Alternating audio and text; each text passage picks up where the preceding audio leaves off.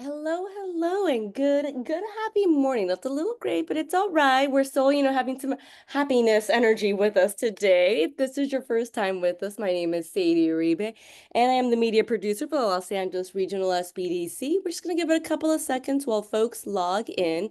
So I'm going to tell you a little bit about our program. The SBDC is a national program with over 1,000 locations across the country, helping to stimulate economic growth through business advising and development. The LASBDC offers no-cost services through funding provided by the U.S. Small Business Administration, SBA, and from the California Office of the Small Business Advocate. It's your tax dollars at work.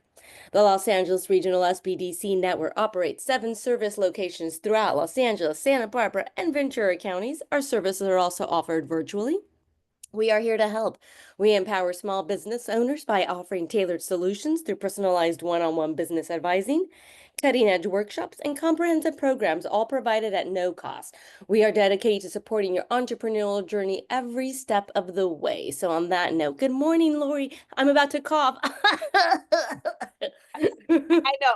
Guys, Sadie and I are doing so many webinars right now. We're like famous singers who are losing our voice. I think we need lemon tea or something like that because I'm losing my voice too. We're not sick. We're just overtalked.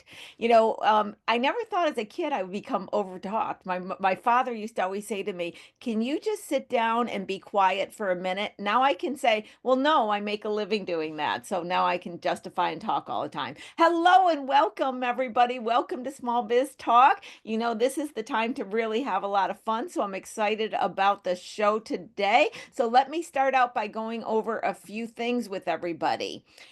Of course, I have my ongoing financial literacy series that I'm always telling you guys you need to know your profitability. This week already, 2 people I have met with that thought they were making money and they just needed to sell more, only for me to find out with them by doing the analysis. Nope, you can sell more and be more tired and more broke because you're not selling at a high enough price. So those are the kind of things you want to come in and learn to make sure your pricing is correct. And then I had somebody else say, "Hey, I changed to an LLC so I can have those tax advantages after being a sole prop." And I could not convince them that it was the same. So I said, "I'll tell you what, here is the form if you're a sole prop to fill out for taxes, and here's one that's an LLC." And they go, "It's the same form." I go, "Yeah, I know." So if you have any confusion on that, join my other webinar, Best Legal Structure for My Company. Before I get into some information I want to share today, upcoming shows next week, we get David back on. If you've been with me for a while, he was coming on in January, right when the fires hit, and he was in an evacuation zone. So he's going to finally be able to come back on the show. What I want him to talk about is setting up any kind of retirement plans for small companies. Now, I know I can hear you say, "I don't even have enough money to put away." But what I'm saying to you guys, and a lot of people didn't have it set up by last year end, and you have to, you may only be putting a few thousand in, but it's better than paying the IRS. So if you owe a little bit in taxes, put it in a 401k instead. And there's a lot of options for small companies. So I'm asking him to focus on the solopreneur, the individual company, not the big company with employees, but what you can put in your company. And it's what you can set up this year so you have it by the end of this year. Then I'm very excited to have Chris come on. She's been a long time watcher of the show. She's in the chat all the time, and she's going to talk about her company, Topper Packaging. And what I love to talk about, and she'll say all aspects, the part I really love is Chris built a company on good old-fashioned customer service. And I always say this is a competitive advantage that people don't realize. It used to be a given back in the olden days. Then all of a sudden, customer service went away, and now you can offer customer service and have a competitive advantage. And she's going to tell you all about that. Okay, I got a couple things I'm going to go over with you. First of all, I want to say that Sadie and I, every Tuesday and Thursday, are doing special webinars for those impacted by the fires. We're going over the SBA loans. We're talking specifics, answering questions about the SBA loans. Sadie will give you the link for that. We're going over any other new programs that are coming up. So I am only using this time to make announcements about it. I'll answer questions and get specific in those webinars. So this webinar is more about fun. But Sadie will be talking about or putting the link in. There is a relief fund, a Los Angeles County relief fund. This is a grant program. Yes, I did say the word grant. Okay. And this is for those that are located within Los Angeles County. It is open now to apply. That is the link. More information on that on Thursday. There's also another grant through TMC Community Capital. And there's a shared office space. And what it is kind of a website where people who have office space available and people who need some office space, displaced because of the fire, they can connect with each other and see if they can take on office space for a month or so. I want to mention disaster unemployment assurance.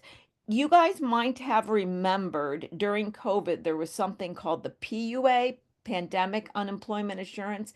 What that was is a federal government funded program. I'm going to go slow so you follow me here, that allowed self-employed person. So this is somebody who's not an employee. If you're not an employee, you're self-employed, you don't pay into the fund. So technically you cannot get unemployment, okay? But in the case of a disaster in COVID, the federal government comes in, which they did in this case, and they pay the state. So now self-employed can get disaster unemployment assurance, which is same as unemployment. It's just a different budget, different name, etc. I really wanted to tell people about this because if you apply, there's certain requirements, but if you apply and you're eligible, you can get up to 26 weeks of unemployment. And this is not money that you have to repay. So once again, if you are affected by the disaster, this may be you. You can go to this website. You want information, check us out tomorrow. I'll get into the specifics. I really just wanted to use every platform I have to make these announcements so people have an awareness about them. Okay, we're actually going to stay a little bit on the topic of financing and funding. And in that, we're going to have our wonderful guest, Max A.Ordonez. He is an established entrepreneurial executive with diverse hands-on experience in strategic and financial management, accounting, operations, and project management. Independent of size, type, and product service offerings, all companies struggle with similar issues. They need to address things such as how to get funding for startup, for growth, what legal structures they operate under, all of these different questions. They all play a role. Max is going to come on and tell us what's happening in the funding world, as I call it, who's getting funding, what are the banks asking for, what to keep in mind, all kinds of information. Very happy to have Max. Welcome, Max. And I also want to mention, so I don't forget, Max is a member of the ACT team. That's the Access to Capital team, which is part of the Small Business Network. And this is an excellent team, which Max has been on it for a long time. And they help entrepreneurs look over their numbers, get their numbers in line, help advise, and make introductions to potential lenders. Max, let's start out by, is there anything about the ACT team that you'd like to add? Because I just gave a little quick overview. Well, the ACT team is focused on assisting small businesses with their loan packaging and loan needs. It's a great way to really talk to someone who does that on a daily basis, works with both lenders and banking institutions and lending institutions that are not banks, and could really lead a small business to the right place to apply for their particular needs. I think that's a very good way of saying it. Lead them to the right place because there's so many different lenders out there, but not everybody's a good fit. Now, Max, you've been at this game for a very long time. You've got an impressive resume. Rather than read it off, I just wanted you to talk about. So give us an idea. How did you get involved in finance? Been involved in finance? What's your background? Oh, background wise, I'm a recovering CPA. I worked. That's where I started my career, both in tax audit and consulting companies. I started working with. I was working with a majority was privately held, mostly family owned companies. That was kind of my niche um, as opposed to public companies, more smaller, family, fast growing companies in Southern California, and that takes a lot of relationship because you're dealing with grandpa and grandma might be working there and Uncle Joe, and it does take a lot more listening. I think that's where I kind of learned you have to do more listening to see what your client really needs. I think that's really important in any business, any type of business. I always think that people want to resolve everybody's problems, but not really listen to what the client really needs. I see a lot of that. Absolutely. And see, one of the points that I think makes you very unique, and Max and I have talked on many situations, we work together quite a lot, is that you also have an understanding of the tax application, where a lot of people that are involved in finance and banking do not. And I think that's an added plus because that allows you to understand the legal structures and everything that's involved in getting funding. And with that, let's kind of just start getting a lay of the land. We'll use this as our launch pad of discussion, Max. So I'm just going to start out, and no right wrong answers here, but have you seen, like, in the last couple years, the lending environment, the access to funds for small companies, has it changed? How has it changed? Let's just start out by some, just what are you seeing out there that might be different, good, bad, or indifferent, you know? Well, I guess I would say I've been doing this for or 15 years, but in the last, I would say 10 years, the use of what we there's a few. Let's go into terminology a little bit. Uh, uh, they've called merchant loans. They're really they're merchant cash advance loans. That's another term, and some people refer to them as an MCA, which is merchant cash advance. Those are really the loans that have been flourishing out there because as we come across small businesses, they're very easy to access. They're quickly to fund, and anybody who has a lot of activity through their credit card and debit system, right, point of sale system, they're eligible for those type of loans, and they're solicited by organizations that I could name top brand names that we all recognize. They're not the actual lenders, but they work with other lenders who provide that type of financing. Um, the bad part about those type of loans, they're very difficult. I mean, we had our conversation, Lori and I. It was very difficult to figure out what the actual percentage rate you're paying, and Yeah. it's not as transparent as it should be as a traditional loan, and and then the interest rates are very high. So and then and the business smaller businesses have used them because they're really easy to access, but it's very, very expensive way to fund your business. Yeah, So I'm glad you brought those up. Let's talk about those a bit. And in PayPal and QuickBooks and everything, are the ones that are offering it. And because it's so easy to access, I am just seeing a proliferation of small businesses using them. And I would love to spend some time talking about it so people really understand. When you mentioned it, I immediately thought back because it came out quite some time ago. I remember when I first learned about these loans. I realized that, and it was one of the, online companies that was doing it. By them looking at your sales, they can see that you can pay the loan because you've had these sales numbers for X amount of months, right? And then they're taking it from you before you even get the money. And so to me, from thinking like a banker, that's an extremely low risk. They've been selling this widget for 2 years. They always sell this amount. I need this much, and I get it before I give it to anybody else. That's a very low risk. But yet the interest rate is like they're taking a huge risk, right? So it's inverted, and you don't even know what the interest right. rate is.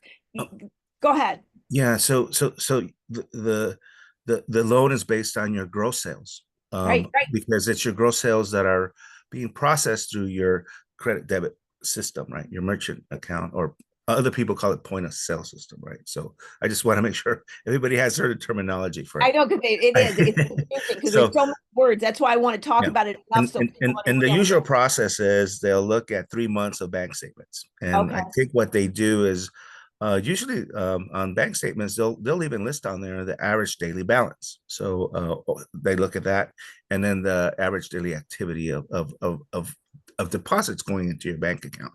And that's what they're assuming your gross sales are, right? It's a very good place to start. Right. Keep in mind that the debit credit card company that has kept their fee. So you're not even looking at that yet. So they're able to calculate what your average daily sales would be, and they calculate a percentage of those sales that they will take.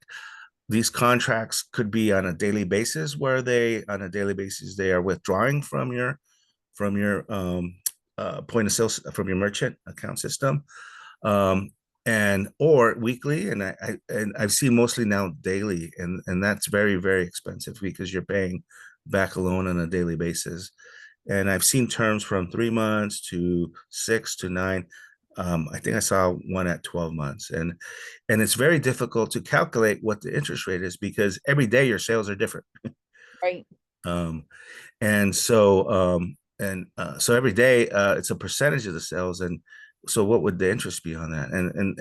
That you could kind of back into that number, and I haven't seen anything below 30%, 35%, or I 38%. was just going to say that to you, Max. I have tried to, and like I said, even with my level of knowledge, I've tried to back in and calculate that number where it's almost impossible to because the number for sales changes every day. And I could be wrong in my calculation, but I came up with this one situation with like 40%. And I thought, surely it's not, I must be wrong, but you're seeing Right. the same thing. I Well, mean, you wouldn't do a credit card at that amount. right. So then when we find ourselves as a small business, and I'm also I have a small business as well. And now that we've gotten into this agreement and the contract, we really have to read that contract.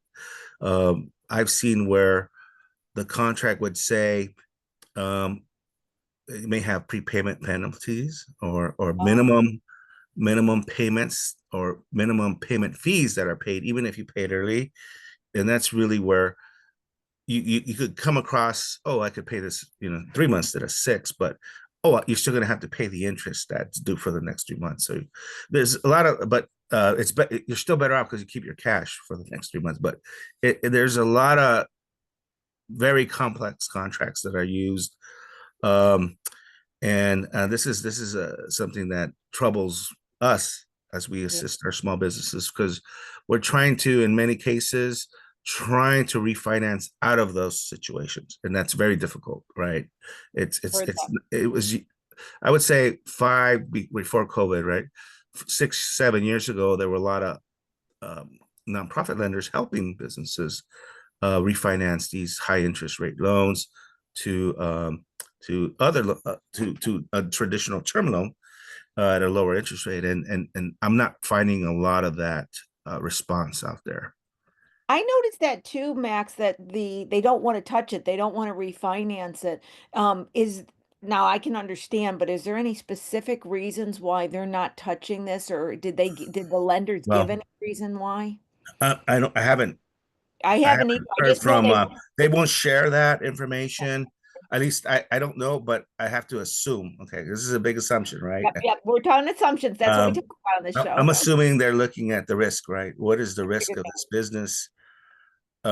This business hasn't. I mean, let's look at it.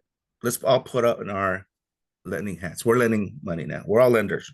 We have money Okay. to lend. Um, if this business is not able to achieve traditional loans and they're using these high interest loans, why? And then Yep. that's a sign of risk, right? Yep. And then okay, we're gonna get them out of this situation.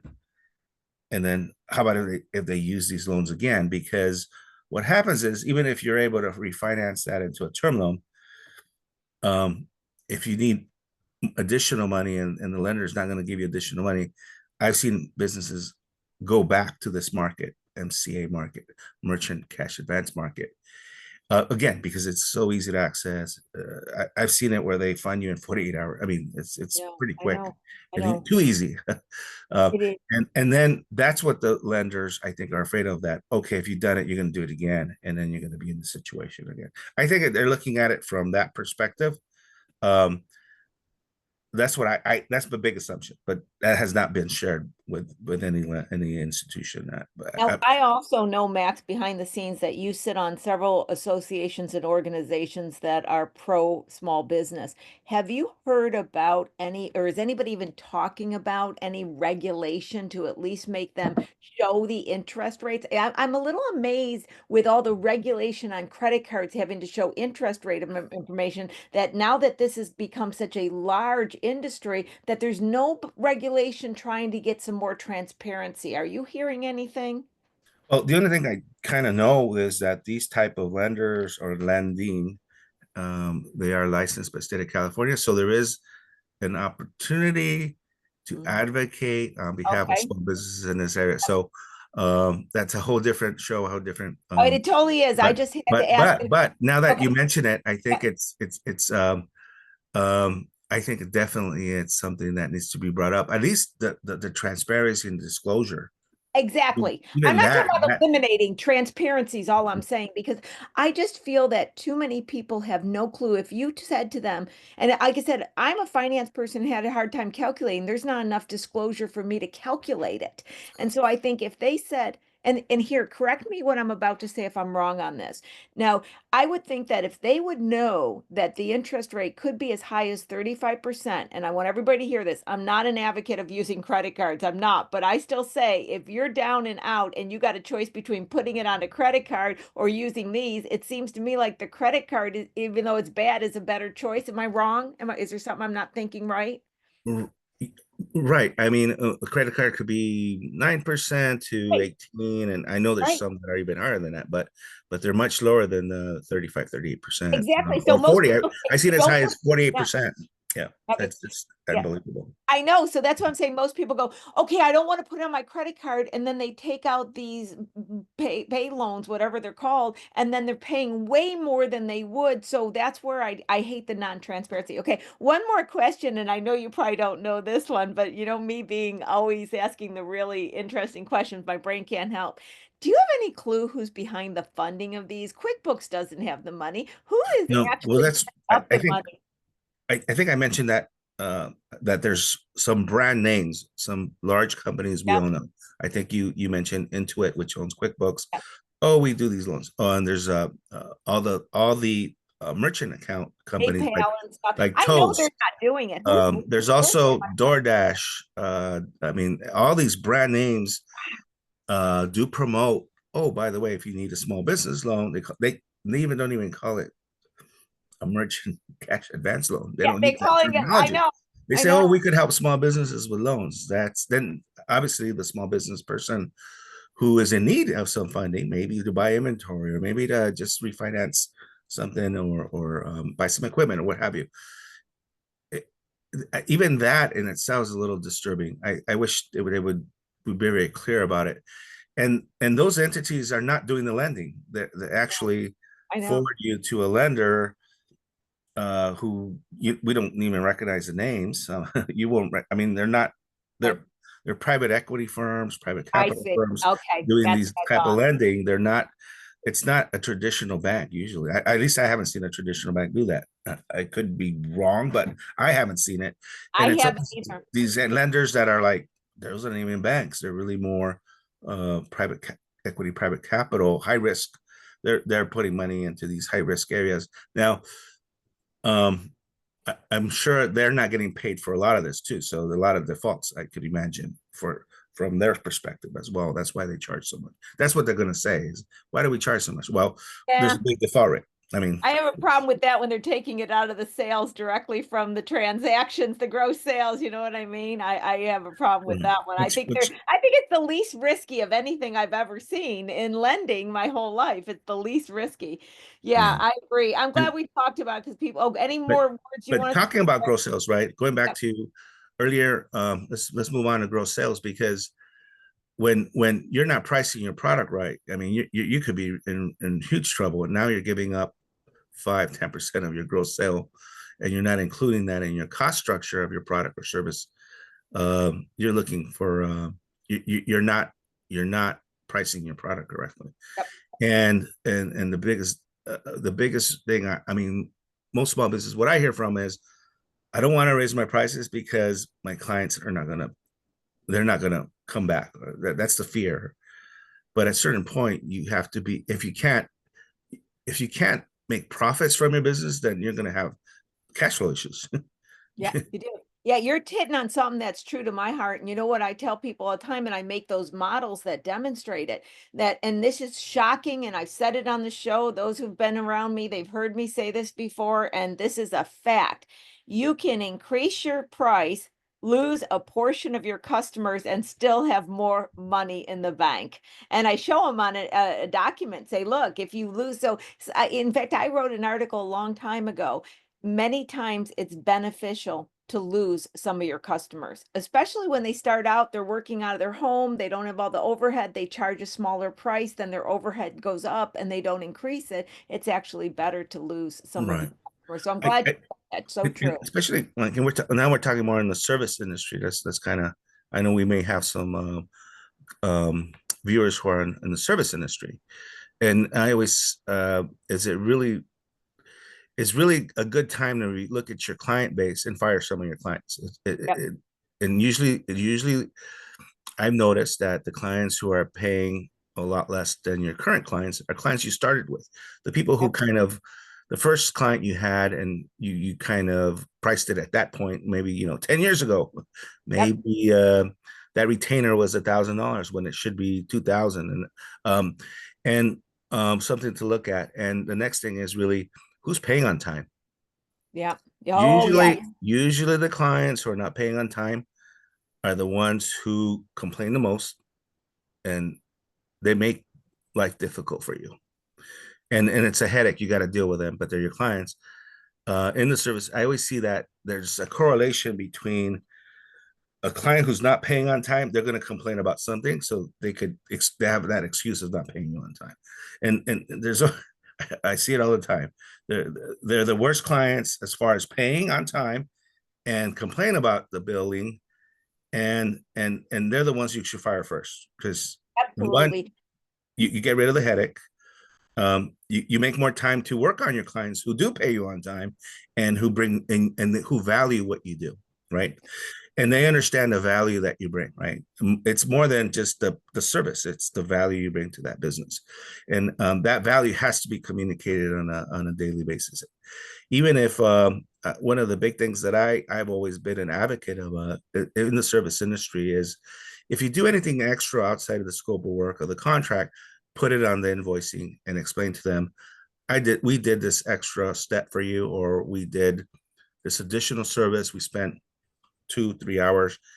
We're not going to bill you for this, but we want to show you that we did this. That's bringing value, right? Communicating that value, and then hopefully they appreciate it, right?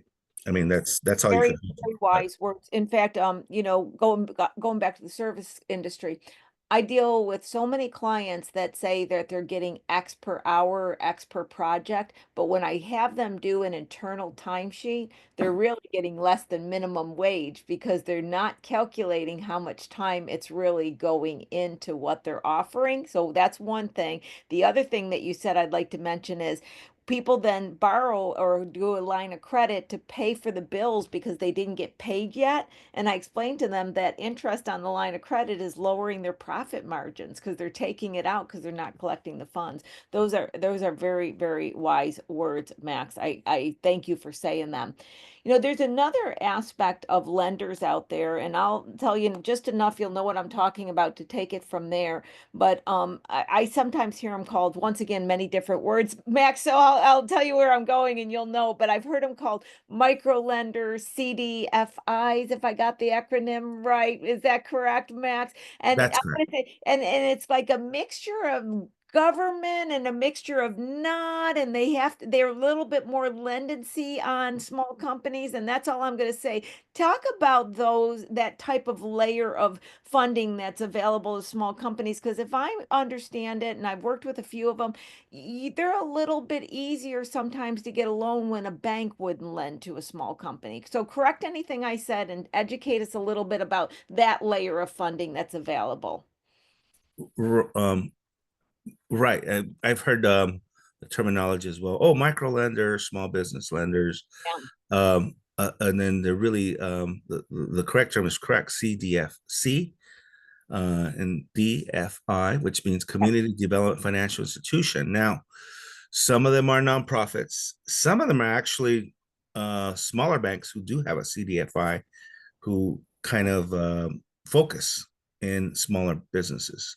So that I didn't realize that there I came across a bank who has a CDFI arm, which is not as at least from my perspective, hasn't been as common. But there are nonprofit organizations that go through an application process to gain that term, and they follow certain aspects. I believe it's through CDA.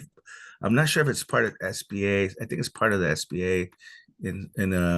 But anyway, so they're nonprofit lenders. This is the majority of nonprofit lenders, and they do have funding for smaller businesses. That's their mission is exactly that. They're not banks, so it's not like you're going to deposit your money with Right. in their institution. That's not what they do. They're strictly transactional lenders who do, again, microloans. I've seen the smallest microloan I've done was $2,000, Yep. and the largest loan I did is $5 million. So they have some bandwidth in some cases. Some don't have that kind of bandwidth. The loans are they could be SBA loans, but they have other non-SBA loans. For example, the state of California has a program that they work with, and they may have other funding from their partnerships. Now, their partnerships could be with a foundation. That partnership could be with a bank that we see, driving down one of the major streets in Los Angeles or California or whatever.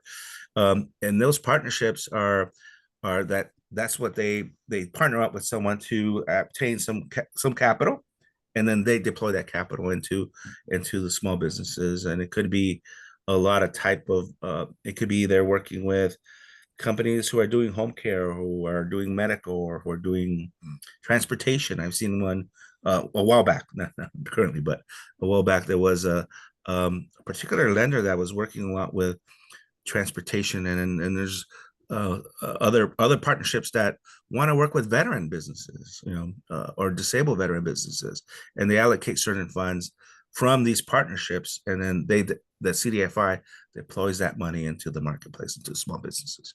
Now, I might have this wrong, and I might have the name wrong, but isn't the Jewish Foundation, aren't they a Oh, CDFI? Or do I got that right at all? I I think think it's called the Jewish Foundation. I it's have had people go through the Jewish Foundation, which you don't have to be Jewish, from what I understand. And I know the couple that borrowed the money was not, and they were able to get a micro loan from them, but they had to have a guarantor. That was the catch with that situation. They had to have a guarantor. Have you worked with the Jewish Foundation at all? I just was curious. it's JFLA, Jewish Free Loan Association. I think you're referring to. Okay. I, Okay. I knew I did. Okay. I knew I Yeah, I didn't just have wanted the to make whole sure. I go, name. was it the Jewish Foundation? I knew I The made up Jewish the Free Loan name. Association. Yep. You're right. Okay. There's they've changed some of their eligibilities. They've changed. I mean, everything changes, right? Right. So I haven't worked with them probably in 7 years, and I know they have a different programs. They do have both small business loan programs, and they do have personal loan programs too. So we're just going to talk a little bit the small business ones. From what I understand, there was a need. One of the well, first of all, it's interest free, which is phenomenal. Right. But yeah, you're correct. They're going to want a cosigner. Yep. Before it used to be two cosigners. I think that changed, so don't quote me on that. But I know there's a cosigner, a guarantor, Yeah, cosigner. there was two when I worked with, but So that was like the word COVID. guarantor and cosigner are the Yep. Yep. same terminology. So just keep that in mind. I think what I tried to work with some of our clients to pursue these loans. The problem was finding that cosigner, because Yeah. that Yeah. cosigner has to submit tax returns and a lot of the Yep. documentation as if they were getting the loan, Yeah. right? Because the lender in this case, or any lender, wants to know, oh, is this person really bankable? And if this person doesn't pay, then this other person has to pay for this loan. Yep. And Yep. but that's how that works. And I that's what I understood too. And so and thank you for Oh, the it says two guarantors. Sorry. information. Oh, up to $7,500, one guarantor. Above that, it's two guarantors. So, and they have to go through that process. And that's the biggest struggle is getting someone to say, "Oh, I'll co-sign." What does that mean? Well, it really means if you don't pay that, if you get grandma to sign, they're gonna pursue Yeah. her and Yeah. ask her to pay for that loan. So that's Yeah. where it becomes very difficult, right? Getting Yeah, a and it's co-signer. another company that I had some experience with a long time ago. I don't know if they're still in existence. And my point of bringing these up, guys, is just to say there's this whole layer that you got to kind of go around and find out who they are and what they are, but they exist and many people don't realize it. And that was Opportunity Fund. Now, I don't know if they're still around, but that was another one that I worked with that they were able to get a micro loan. It was a little bit of a higher of an interest rate, not like these merchant, right? Not like these merchants, but they were able to get it with very little credit checks. It was a small loan. And all I'm trying to do is say there's a few choices out there that if you're not able to get to a bank loan, that maybe these might be a good option rather than going with these QuickBook payday loan type things. So, do you have any others that you have seen under the CDFI that you've worked with that have that you find good options for small businesses? Well, there's also geographical ones. There's certain loans that are specific to cities, Okay. specific to zip code areas. There's certain CDFIs that have a program with the Treasury Department, the United States Treasury Department. There's certain CDFIs that have a contract with the Department of Commerce, certain monies or for whatever particular reason, or geographically, could be geographically, zip code, address. So again, working with someone who works with CDFIs and lenders and banks and credit unions, etc., you could the we could quickly vet and see, oh wow, okay, you're let's just say you're a trucking company. Well, I know this entity has a program specifically for people in the transportation industry or logistic industry. So that's what we do is talk to people every day, and the products do change. It could Yeah. be beginning of the year they decide, oh, we're not going to do any more lending to this industry, but we're going to focus on this industry because they're trying to have a mix in their portfolio. Similar to, Right. we tell our clients, diversify your client base. You don't want to have just one client because you don't want to have numerous clients. That way, if one goes away, you're still successful, right? Same thing. They're looking at their portfolio of clients as well, and which industries are probably not doing as well, and which ones are growing, and so it's similar to any small business, the way we look at our client base. So Yep. Yep. Banks, we always called it a credit appetite. When they get too much real estate, they might want to look at manufacturing, or too much manufacturing, they might want to look at real estate. And I know your ACT team is really good about always staying up on who's there, and you have the monthly meetings, and you have different people that are lenders coming in to present and share who's really accepting what loans. And that's one of the advantage of the ACT team. Now, something else I'm hearing from different members on the ACT team is that after COVID, the requirements that the clients have from banks and from lenders across the board for documentation, for forecasts, for tax returns, it's just gotten more strict, more documents, more inspection. So, are you seeing the same thing? And what can you talk to us about that? So, really, our audience knows what they have to do to get their ducks in the row to even start applying for some of these things.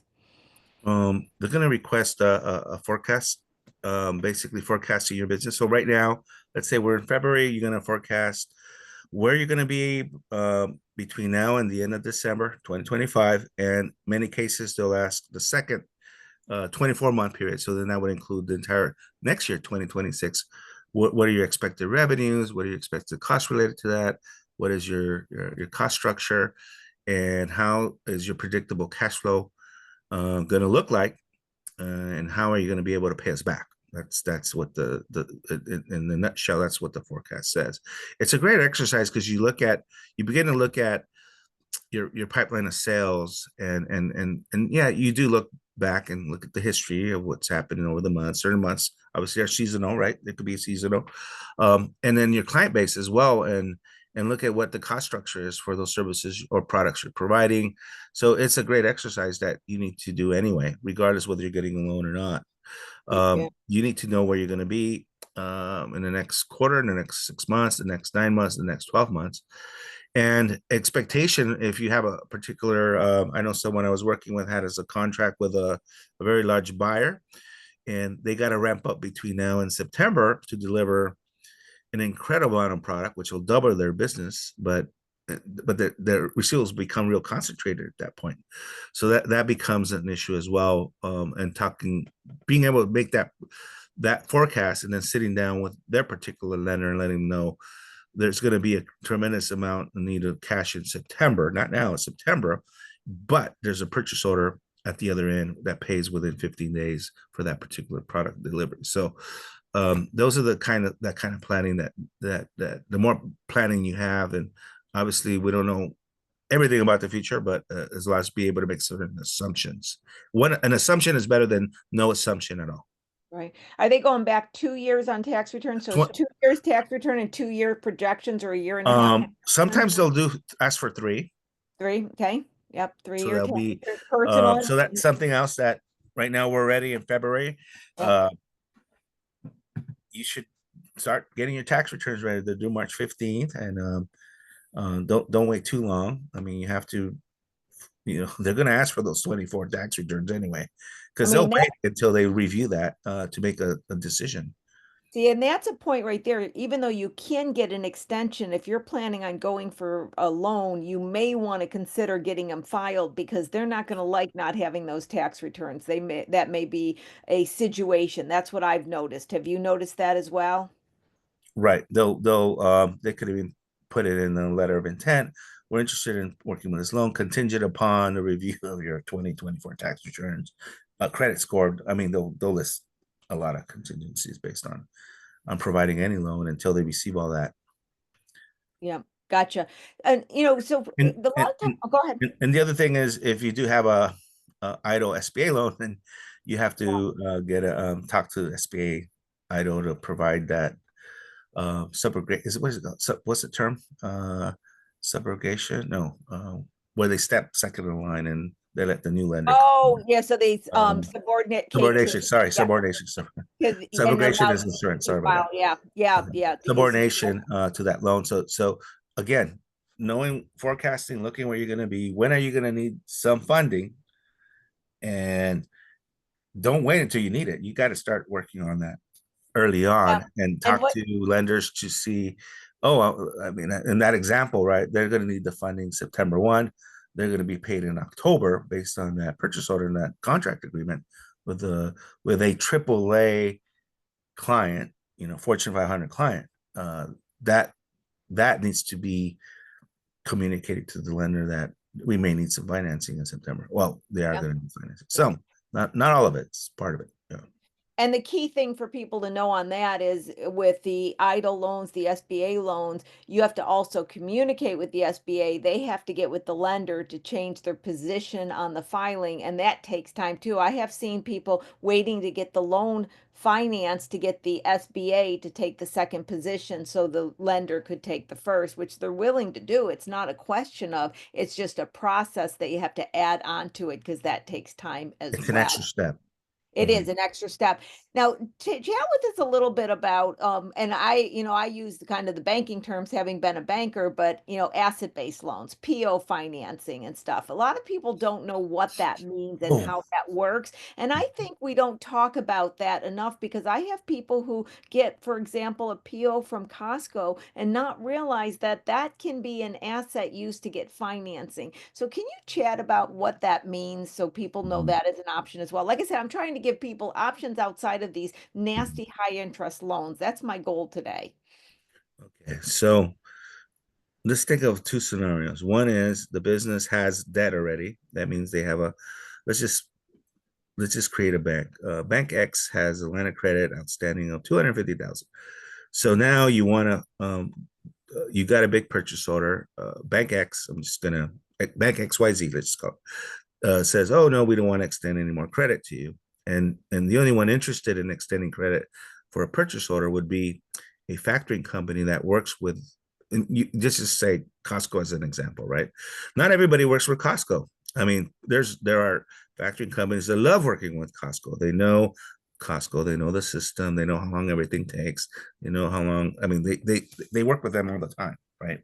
Right. So they're very, very comfortable working with someone like that. So you have to find the right factoring company that wants to work with that particular uh, buyer, purchase order buyer, right?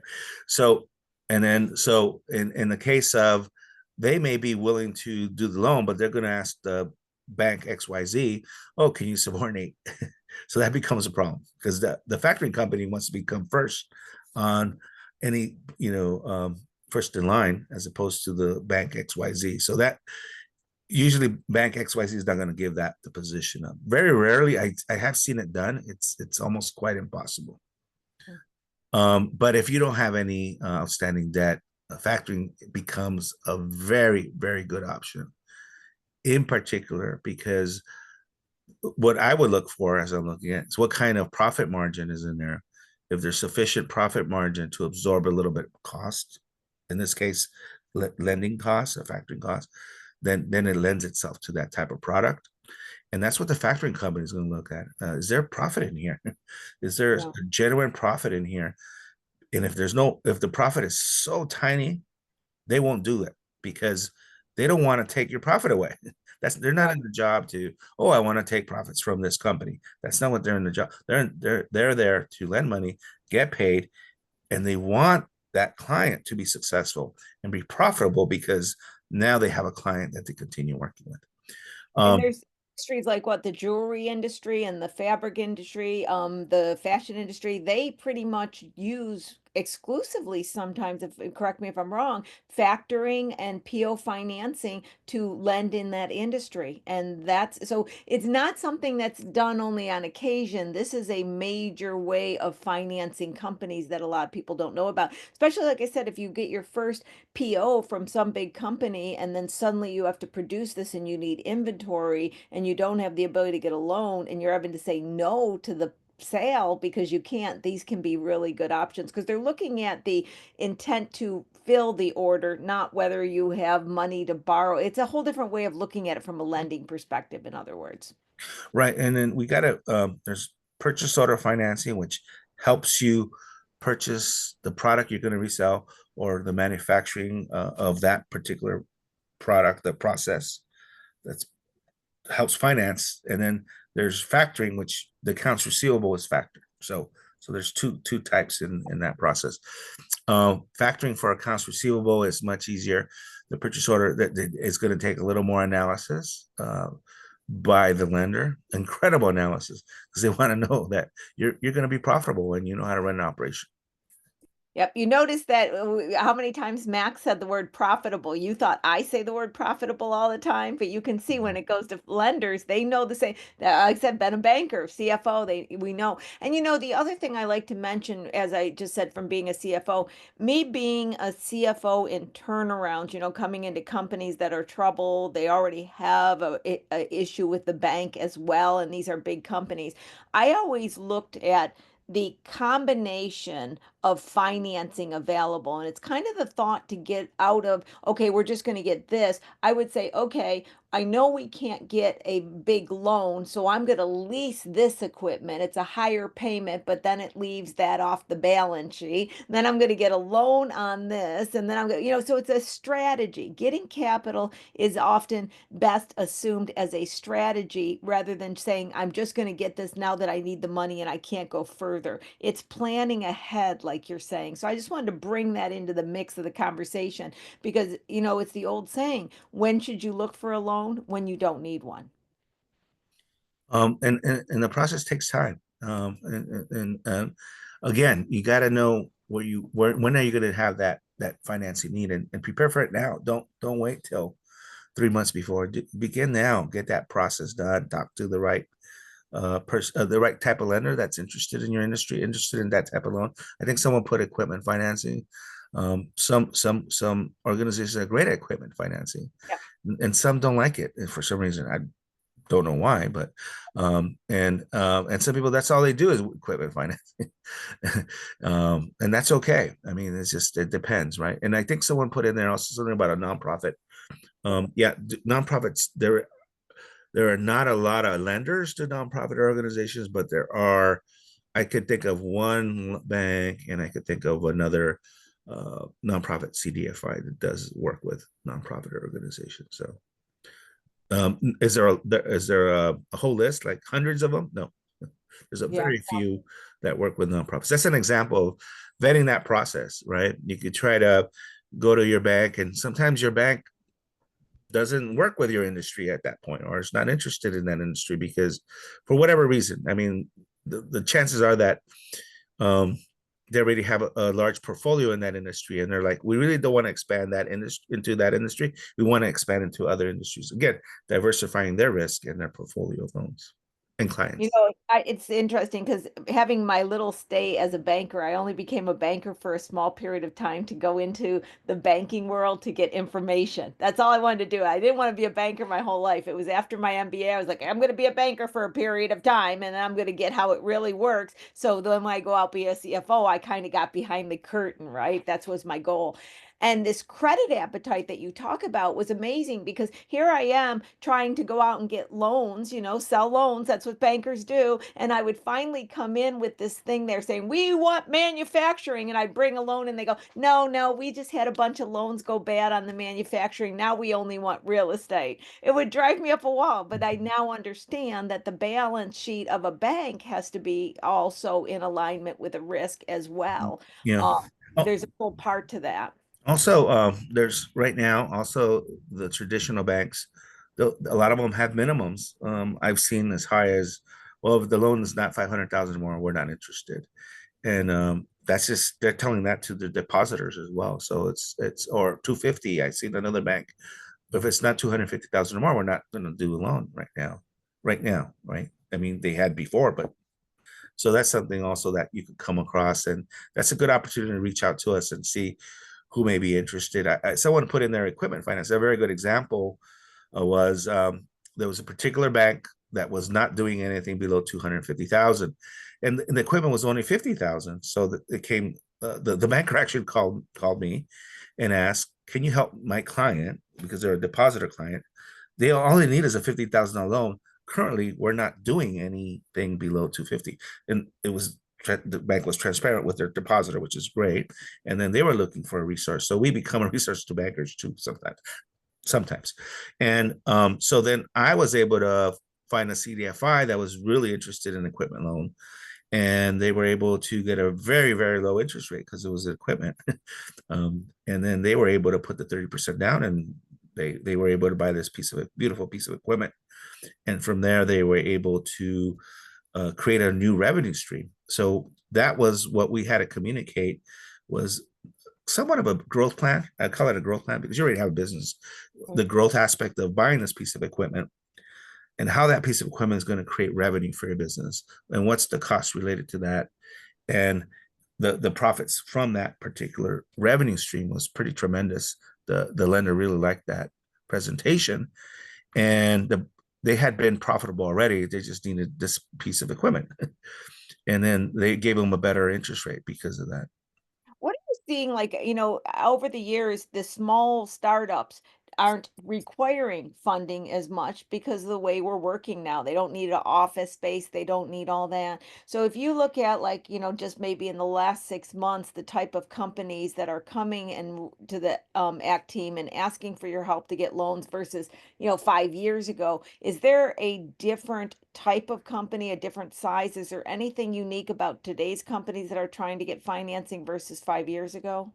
I think, yeah, the overhead is a lot less Okay. in the way we work, right? No, but at the same time, I don't want I don't want to be negative, but Right. I'll give you an example of a reality. There was a company, wonderful young person, very very young, and patent a product, and was really a designer, not by trade or anything, but designed a product that was and was able to prototype it, and already had a purchase order from a very large medical hospital, and and and we were going to get her the financing, a startup, so they could finance her first inventory purchase to meet Right. that purchase agreement. So we didn't have to go to factory.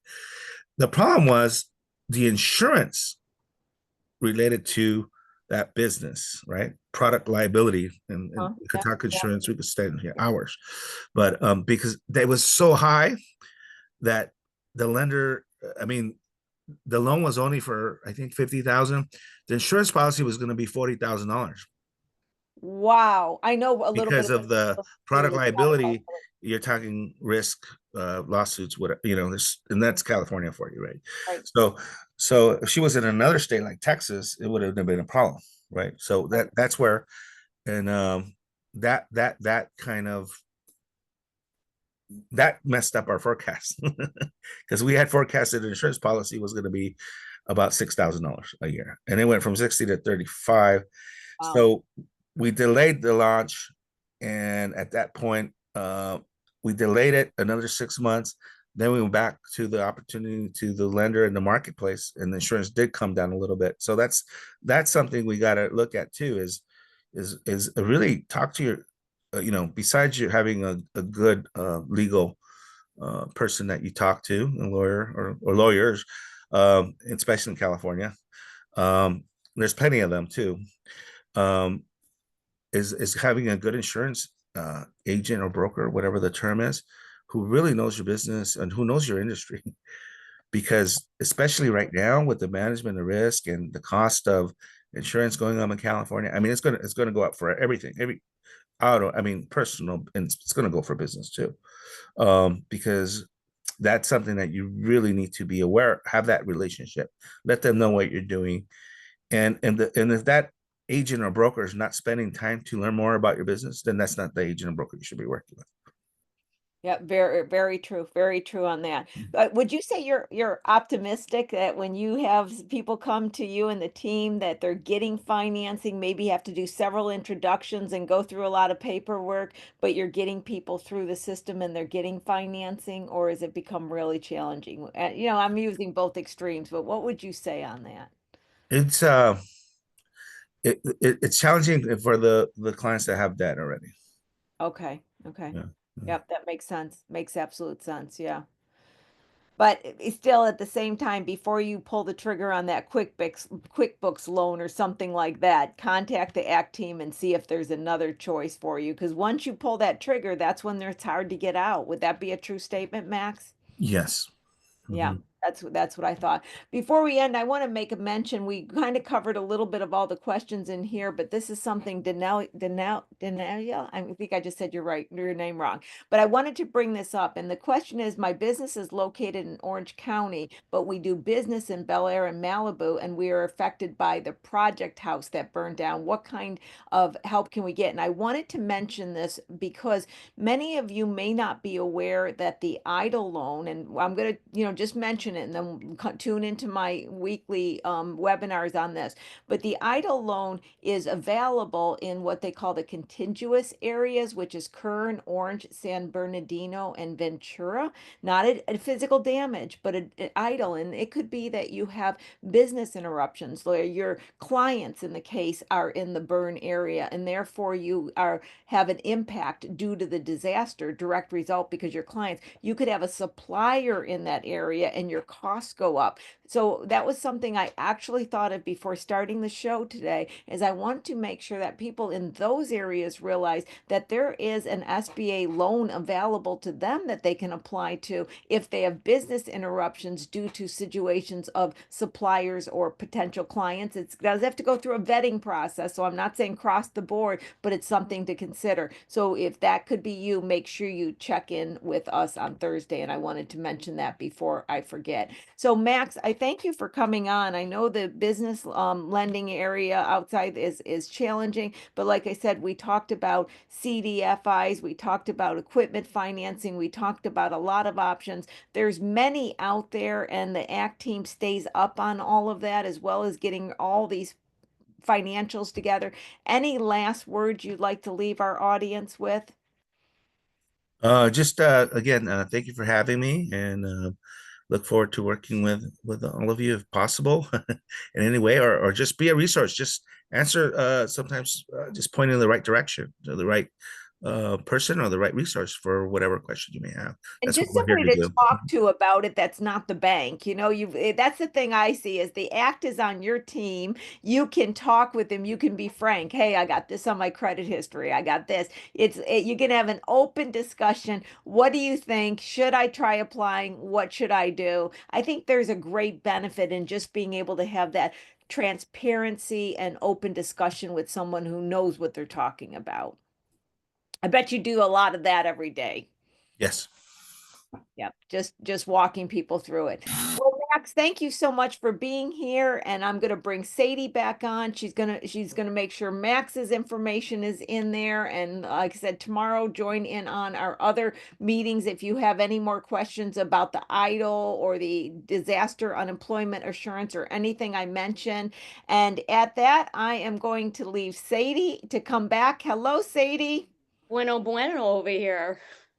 So I know you got a lot of links to put in there. So Sadie's going to stay after. She's going to make sure she doesn't shut down the chat so you can take the links. And if you know anybody that wants to be a guest on Small Biz Talk, please let us know. We love to have new people we've never had on before. So with that, I am going to say thank you to all of those who are with me all the time. If you're brand new to Small Biz Talk, thank you for being here today. And I will see you next week on Small Biz Talk with your host, Lori Williams. Bye, everybody. Bye, Max. Bye. All right, guys. Well, as you can tell, there is a lot of information in the chat window. So no, I'm not going anywhere. And I still have that very dry throat, even though I've been drinking lots of tea while I've been here in the background. So let's see. Yes, what's out there? Okay, cool. So yeah, so tomorrow. So maybe some of you folks came to us from the wildfire webinars that we are having. We're having one again tomorrow. If there are any updates, Lori will let you know. So I mean, we are just multitasking over here, folks. So yes, definitely. If you have any additional wants, needs, please let me know. Thank you so much for hanging out with us today. Like I said, just go ahead and click on the links directly if you want to learn more. There's just no way to really efficiently copy and paste, like, because everyone has a different setup. So for me, I kind of just hover my mouse on, and I'm also on my laptop. So I don't know if that makes a difference if you're on your phone. But just what we say is just click on the links. Just click on the links and launch on your browser. Oh, the link. Oh, so I have Chris that's asking about the wildfire. Okay, so if you are affected by the wildfires, you want to know more information about filling out your application and all that fun stuff, let me get this to you over here. And this should be the link right here. And I'm going to double check it. We used to have this webinar Friday, so I just need to remove that piece over here. So give me 1 second, and then I'm going to confirm that link for you. So you should be able to register for that one. Yes, it is the correct links. And then Sal, I have the Max contact information somewhere in this chat, but as we know, we put a lot of information in there. So here is Max's email address. And then also, well, I will say about when I share Max's email address, which is right there, that begins with an M. Sorry, I didn't pre-type. You know how the copy and paste is. It's just very fast. I can't add anything else to it. What I wanted to say is, if you guys love Max, please become a client of the SBDC because as we see, Max is an expert in his field, Lori is an expert in her field. So all these people that are here working with the SBDC, becoming advisors, they're all top tier. They're all the best in their fields, and all of their advice, all their skill is completely. I mean, we go against the word saying free because when we say free, people get like, oh, it must not be good. No, no, no. As you can see, we learn so much from these people, and all you have to do is just, contact the SBDC, become a client, and you'll be able to get, an appointment and you'll be able to have a one-on-one session with these people. So I don't know why you wouldn't do this if this is only going to help you grow your business. And you think about it, there's marketing, there's AI, there's business planning, all these so multiple mental, things. And I don't know oh, did I misspell? You know how it is. We're doing things fast, but you got the link. You can sign up. So let me see. So we got great people to help you over here. So go ahead and become a client of the SBDC. Connect with the network of all the advisors. We have many locations, and as you can see, we're all connected to one another. So if your particular advisor that you get connected to doesn't have the expertise in the certain field that you're looking for, they'll refer you. They'll connect you to another expert. So we are here. We are your government tax dollars at work. So please contact us, become a client, and let us get you on your journey of amazingness and making your business grow. Oh, economical instead of saving. Ah, I like that, Ryan. Another good one that I got was no cost. We are a no cost service. But it sounds very weird saying no, we're a no cost service, right? But that's really what it is. But you know what? I'm economical. Now I think I'm gonna have to go with no cost. I'm gonna keep that one. Like I said, we just been doing so many webinars that I think all the words are spinning in my brain altogether. But yeah, so I'm gonna do a little, mute on myself. I'm gonna leave these links up for you. And if you guys need, do you like the no cost? I'm telling you, the no cost works too. I'm like, oh, what are these phrases that we can say that don't be afraid.